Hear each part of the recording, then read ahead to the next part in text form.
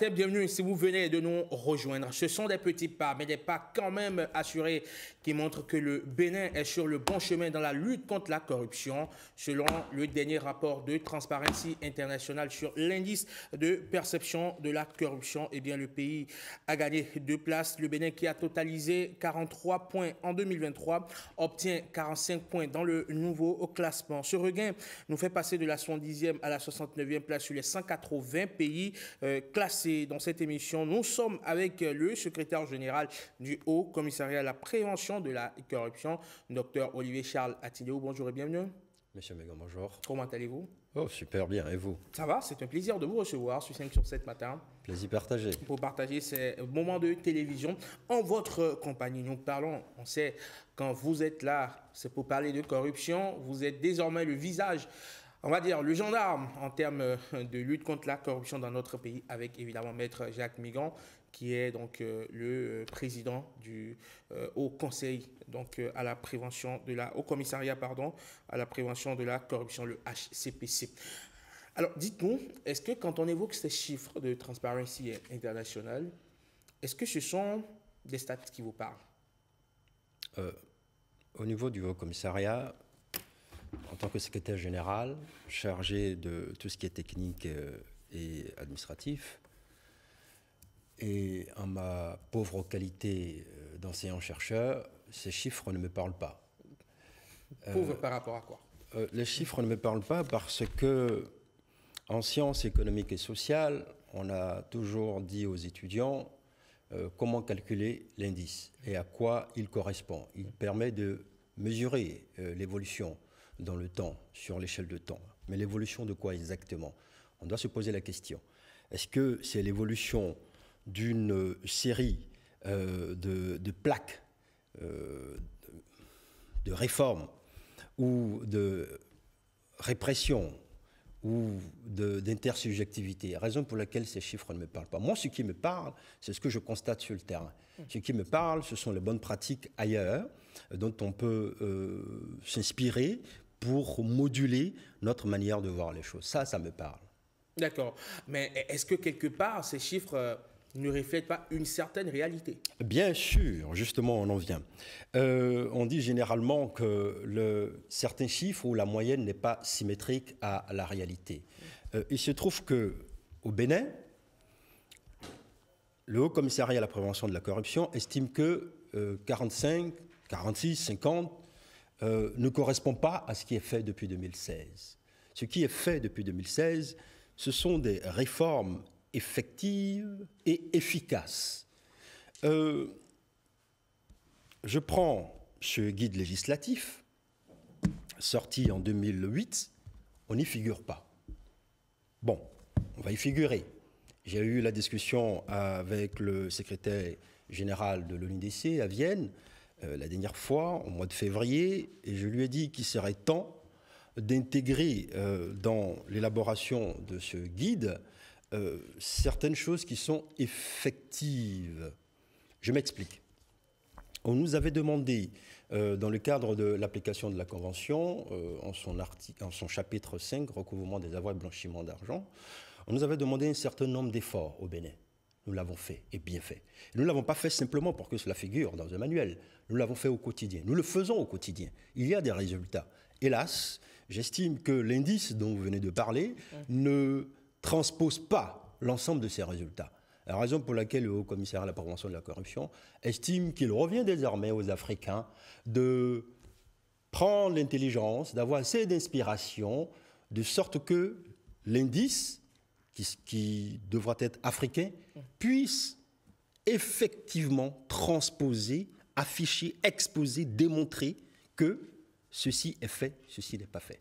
Voilà. Alors, on sait que ces agences de notation ont quand même acquis une certaine réputation sur la durée, ce qui fait que quand on évoque le chiffre, la plupart du temps, ça se passe de commentaires quand on sait quand même qu'elles ont réussi à, à nourrir ces ethos social assez élogieux qui fait qu'ils sont devenus les censeurs de la cité. Ce sont eux qui déterminent, ce sont elles, ces agences-là, qui déterminent qui est bon élève, qui est mauvais élève. Et donc, à un moment donné, lorsqu'on vous décerne, on vous tresse des lauriers, forcément, on a quand même de quoi se dire, ben, on est sur le bon chemin quand même.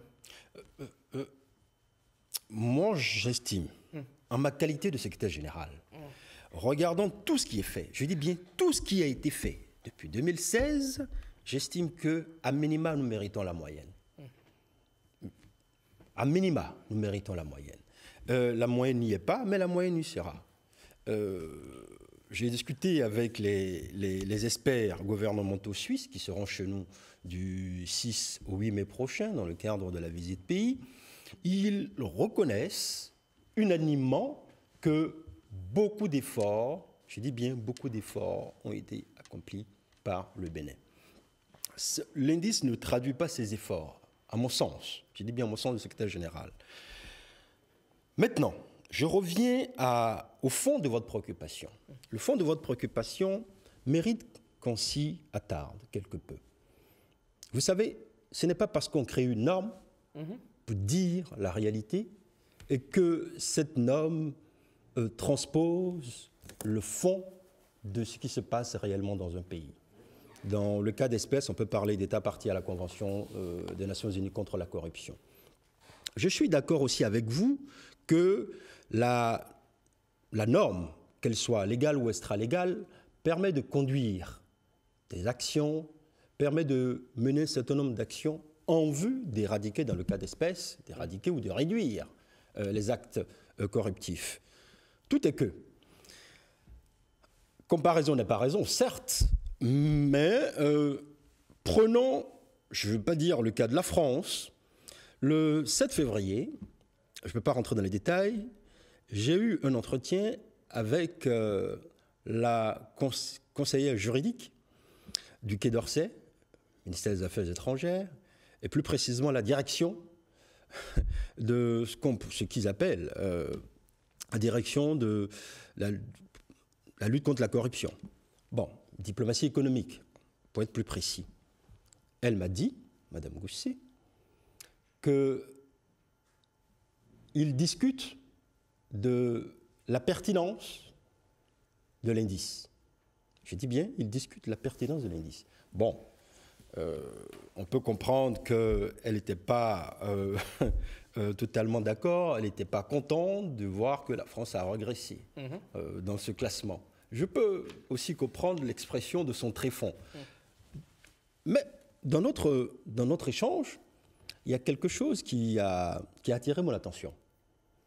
Est-ce qu'une moyenne est susceptible de refléter l'ensemble des réformes d'un pays? Pourquoi je le dis? Je vois des pays mieux classés que le Bénin, mais lorsqu'on creuse, ou pour ne pas dire lorsqu'on gratte le vernis, ce qui est en dessous, ce n'est pas une gangrène. Je ne sais pas s'il y a un autre mot pour le dire, mais c'est de la puanteur, si je veux résumer un peu la chose. Ça veut dire qu'au quotidien, il y a des pratiques qui sont autant de manifestations ou autant de visages de la corruption. Mais parce qu'il y a une série de... surtout la répression, une série de textes, une série de lois, ou une compilation de textes, alors ces pays-là sont devant le Bénin. Ici, nous avons fait un travail qui tente à faire peur aux corrupteurs et aux corrompus. Et ce travail doit être reconnu. C'est cela la préoccupation du HCPC. Le HCPC aujourd'hui se positionne, on va dire, pas sur le front de la sanction, mais sur le front de la prévention. Parce que persuadé que, justement, pour changer les mœurs, il faut agir sur l'éducation, sur des leviers comme l'éducation. Mais alors, qu'en est-il de la sanction? Il y a toujours la sanction. Quand on prend de façon factuelle l'article 13 de Mérida, la Convention des Nations Unies contre la corruption, l'article 13, vais-je dire, énumère 3 niveaux. Prévention de la corruption, lutte contre la corruption et sensibilisation du public. Et curieusement, qu'est-ce qu'on entend par lutte contre la corruption? De façon sémantique, on dirait, est-ce que la prévention n'est pas la lutte? Ou la lutte, vice-versa. Bon, bien sûr, ce sont deux faces d'une même pièce de monnaie. Pourquoi? Il n'y aura jamais de politique publique tendant à la prévention de la corruption, je dis bien tendant à la prévention de la corruption, sans un volet répressif assez guindé, assez fort Pourquoi? Parce que prévenir, on prévient que ce que l'on connaît. On prévient que ce que l'on arrive à circonscrire. Il se trouve que nous savons ce qu'est la corruption.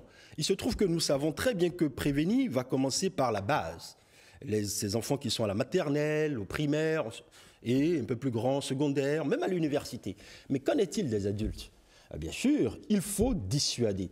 C'est pourquoi le Haut Commissariat à la prévention de la corruption a bien, dans ses actes stratégiques, le volet dissuasion et sanction.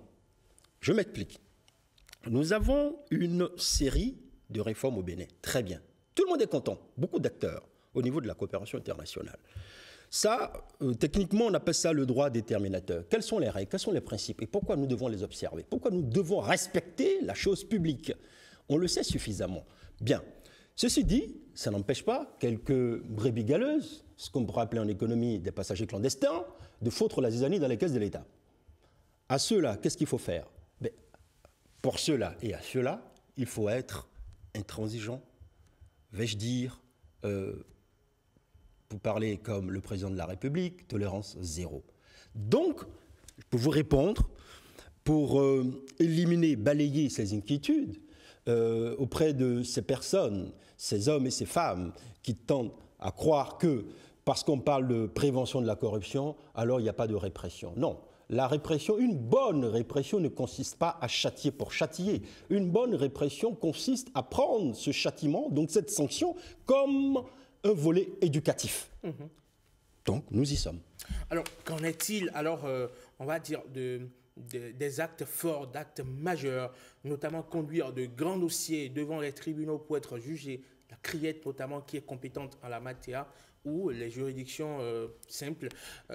Est-ce que le HCPC va se positionner sur ce volet-là aussi?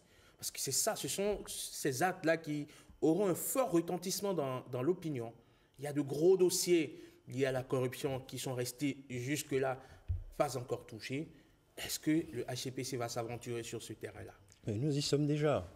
Nous y sommes. Et il se trouve que, bon, bien sûr, il peut exister un décalage entre ce que le public voit et ce que nous faisons réellement. Ce que nous faisons réellement n'a pas besoin de gesticulation, d'agitation. Nous ne sommes pas des griots. Alors, on travaille, et quand un technicien travaille, il prend le temps. Il a aussi ce qu'on pourrait appeler l'art de la discrétion. Je vais vous donner un exemple simple et concret.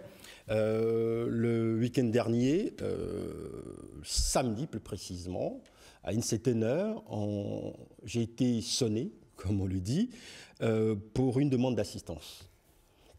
Cette demande d'assistance consistait à appréhender un individu qui a franchi nos frontières. Cet individu a été convaincu d'actes corruptifs. Pour le Nigeria, c'est un crime économique et financier. On a demandé au Bénin de tout faire pour mettre à la main sur cet individu. Qu'est-ce que je veux dire par là? Quand le HCPC reçoit ce genre de dossier, le HCPC doit aiguiller. Je le répète, je le dis toujours, le HCPC n'est pas un gendarme. En revanche, nos attributions, notre mission est de dériver. Lorsque, tout à l'heure, vous avez pris la criette, il n'y a pas que la criette. Dans le cas d'espèce que je viens d'évoquer par rapport à cet individu de nationalité nigériane qui a franchi la frontière, il fallait absolument, ce n'était pas la criette, c'était la BEF et Interpol. Vous avez parlé de juridictions et autres juridictions exactement, qui sont compétentes en la matière. Exactement. Donc, ces juridictions devront aussi travailler en toute sérénité, parce que notre appareil judiciaire, elle est indépendante, elle fonctionne. Il faut laisser le temps. Ce n'est pas parce que, bien sûr, vous êtes dans votre rôle, les médias ont besoin de matière. Hein, absolument, de gré à moudre. Je suis d'accord, mais sauf que quand on a besoin de matière, il faut laisser la République aller, vais-je dire, de façon constante et de façon efficace, de sorte à ne pas tout mélanger. L'idée, ce n'est pas de foutre au gnouf en prison telle personne qu'on soupçonnerait d'actes corruptifs ou infraction à la probité. L'idée, c'est, lorsqu'on soupçonne quelqu'un, bien sûr, c'est de mener les enquêtes, les investigations, pour avoir les preuves. Sans preuve, pas de condamnation, donc pas de procès. pas de justice. Voilà. Alors, on sait que depuis quelques jours, quelques semaines maintenant, on va dire ainsi, s'est ouvert un procès lié à une affaire, on va dire, qui date de plusieurs années maintenant. On s'attend à ce que, voilà, de telles affaires ou d'autres affaires liées à la corruption, lorsque vous interrogez le Béninois lambda, lorsque vous interrogez les acteurs politiques, il y a de ces affaires-là qui sont restées, on va dire, sans suite, classé sans suite. On ne comprend pas ce que ça devient. Certains vous parleront de machines agricoles, certains vous parleront du siège de l'Assemblée nationale. On vous citera d'autres affaires de corruption à grande échelle. Et on se demande si le HCPC aura le courage d'aller ressortir ces affaires-là, les mettre au bout du jour pour déchiffrer, pour qu'on puisse démêler le vrai du faux. Monsieur Mégan, vous savez, quand un nécromane ou un croque-mort veut déterrer un cadavre, je dis bien, un nécromane, c'est sa passion, je ne sais pas pourquoi. Un croque-mort, il dit c'est son métier, il en vit. Bon, même quand il veut déterrer un cadavre, il prend des précautions. Donc, vous demandez au commissaire à la prévention de la corruption de se livrer à une chasse à l'homme ou à une chasse de choses qu'on ne connaîtrait pas. À une chasse à l'homme. Bon. Pas à une chasse à l'homme. Moi, je l'ai entendu, parce qu'on estime que les gens sont convaincus, peut-être de façon arbitraire, peut-être qu'ils ont des preuves, mais sauf que lorsqu'on demande des preuves, on ne les reçoit jamais. En revanche, ils sont toujours prêts à pointer, à montrer du doigt telle personne, telle femme, tel homme. Ah, on sait qu'il a détourné un certain nombre de milliards, un certain nombre de millions, regardez ce qu'il a construit, regardez ce qu'il a à l'étranger. Mais sauf que sans preuve, que voulez-vous qu'on puisse faire dans ce pays? On va décider la tête du client en disant, bon, comme toi, tu étais sous tel régime, oh, bon, c'est sûr, tu as détourné, tu as eu un peu d'argent quelque part. Non, ça ne fonctionne pas comme ça. On prend le temps de bien faire les choses et prend le temps de bien faire les choses. Hélas, peut-être pour vous, journalistes, ça ne donne pas avoir de la matière tout de suite. Donc, et vous me permettrez, c'est une parenthèse, j'ai bien entendu ce que vous venez de dire. Il se trouve que le Haut Commissariat à la prévention de la corruption se met en retrait lorsqu'une affaire est pendante devant la juridiction. Donc, pour ce que vous venez d'évoquer, je vais être économe en mots et m'abstenir d'intervenir tout de suite. D'accord, très bien. Alors, aujourd'hui, vous avez fait l'option de faire dans la prévention. On a vu très récemment une tournée que vous avez engagée dans les universités, dans ces lieux de savoir, pour agir. Agir, c'est maintenant. Est-ce que agir, c'est pas aller plus bas aussi vers les enfants? Parce que, comme on le dit, un bois sec, c'est presque déjà cuit. Vous avez totalement raison. Nous étions dans le cadre de la célébration des journées nationales et internationales de lutte contre la corruption au lycée Koulibaly, à Ouida, dans une école primaire, à l'ENA. Nous avons échangé avec ces cibles juvéniles, entre guillemets cibles. Nous avons des choses, vais-je dire, en cours, toujours dans cette même veine. Ces choses, c'est quoi? C'est aller, par exemple, de façon concrète, dans les collines. Nous avons retenu 3 communes, aller dans le Borgou, 3 communes également, je ne vais pas rentrer dans les détails, aller dans le plateau et dans l'Ouémé. Rencontrer ces acteurs-là, évidemment toujours ces enfants, afin de leur dire ce que les actes corruptifs coûtent à l'État. Et pourquoi ces enfants doivent, nonobstant, manifester le cycle d'intégrité, pour ne pas dire être simplement des femmes et des hommes intègres. Lorsqu'on le dit, j'ai entendu une personne ce week-end dire « Oh, bon, de toute façon, la corruption ne va jamais disparaître. Bon, je peux comprendre ce fatalisme qui découle de ce que ces personnes voient au quotidien. Est-ce que vous ne pouvez pas vous positionner plutôt du point de vue du réalisme? Non, le réalisme consiste à avoir foi en ce que l'on fait.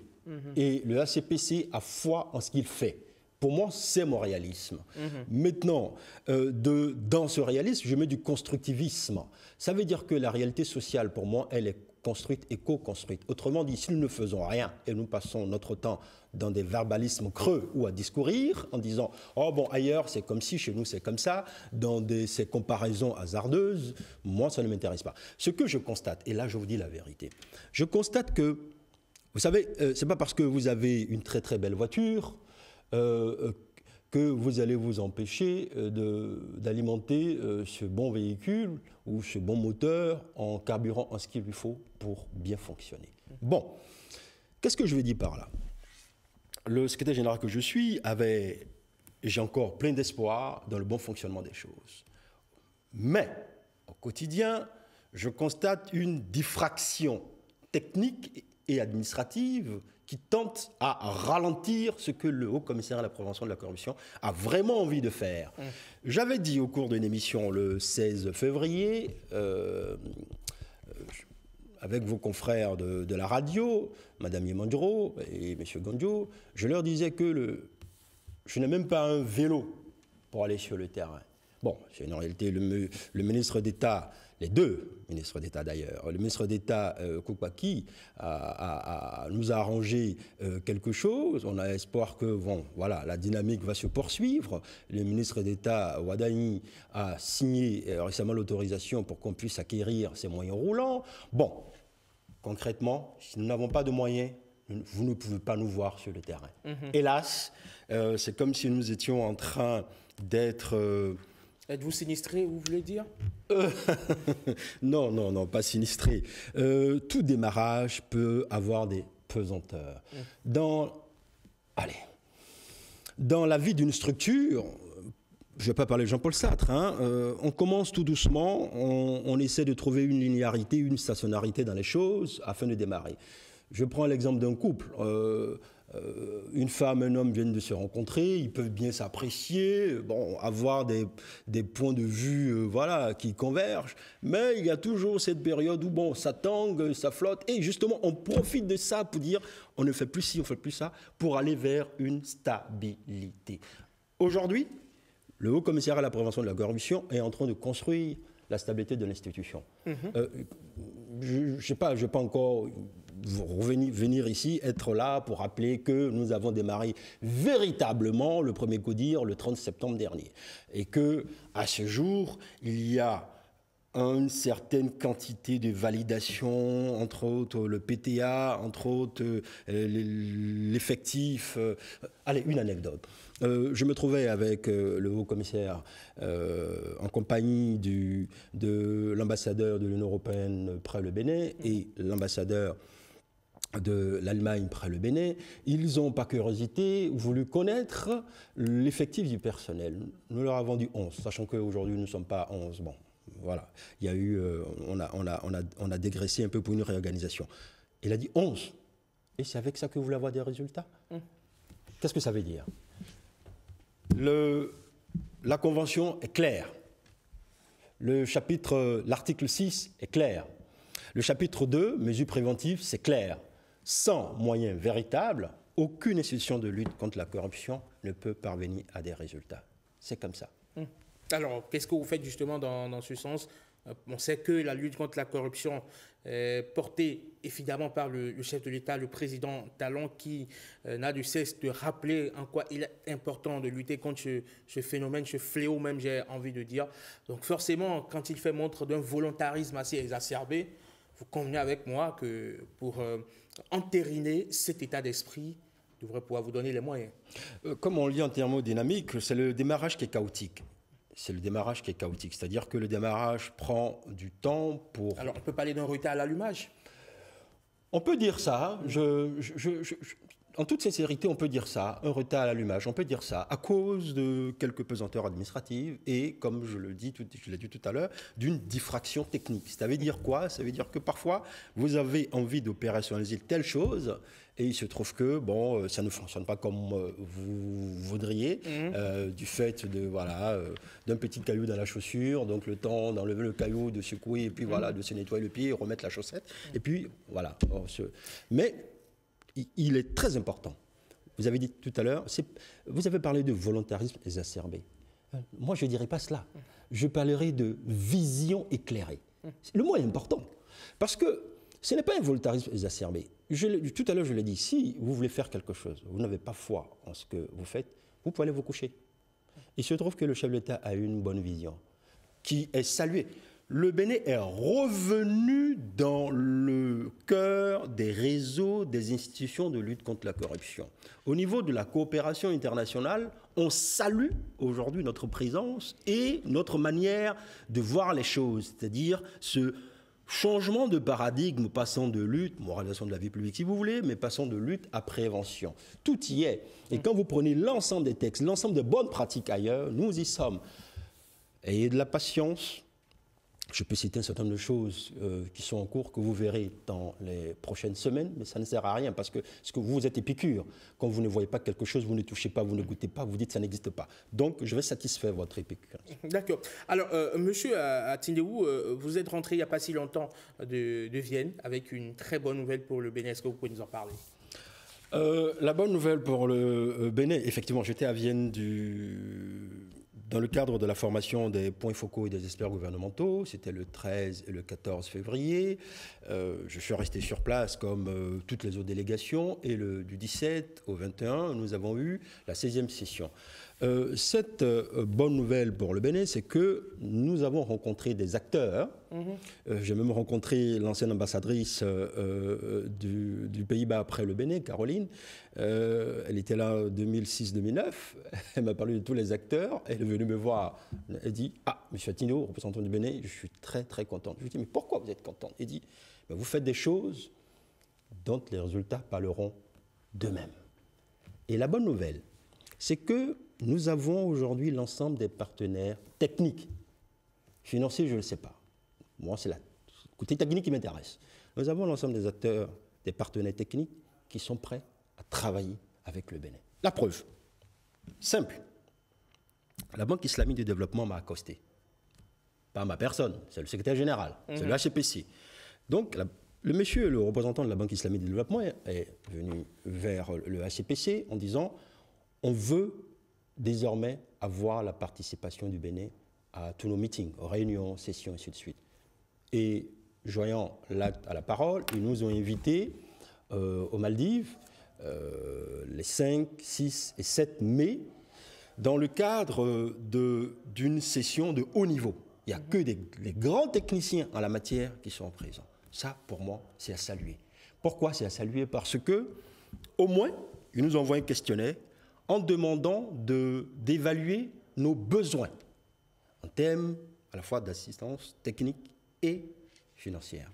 La Banque islamique de développement est prête à accompagner le HCPC, le Bénin, dans l'accomplissement, pour ne pas dire dans l'effectif et la matérialisation de toutes les réformes. Pour moi, c'est une bonne nouvelle. Le fait que vos pairs vous reconnaissent, vous saluent, moi je me dis, donc, et ça c'est l'actif de qui? C'est l'actif du président Talon. Ne cherchons pas loin. Très bien. Alors, avant de vous laisser filer aujourd'hui, docteur Charles-Olivier Atindeou, quels sont, on va dire, est-ce que le HCPC s'est fixé des objectifs à court terme? On sait que le combat, il va se gagner sur le long terme, mais à court terme, quels sont les objectifs du HCPC?